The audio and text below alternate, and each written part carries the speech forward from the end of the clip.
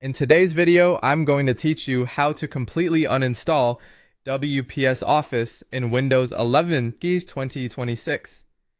Before we begin, close any open WPS documents and save your work.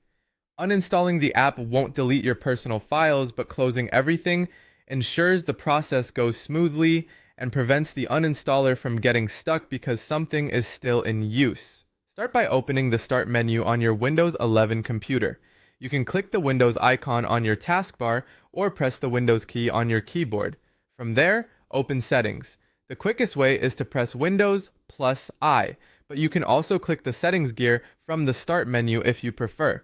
Inside Settings, select Apps, then choose Installed Apps. On some Windows 11 builds, you might see Apps and Features. It's the same place where all your installed programs are listed. This section lets you manage and remove applications safely through Windows, which is the recommended method to avoid leftovers or partial removals. Now, find WPS Office in the list. If the list is long, use the search box at the top to type WPS and jump right to it, or change the sort order to name to make it easier to spot.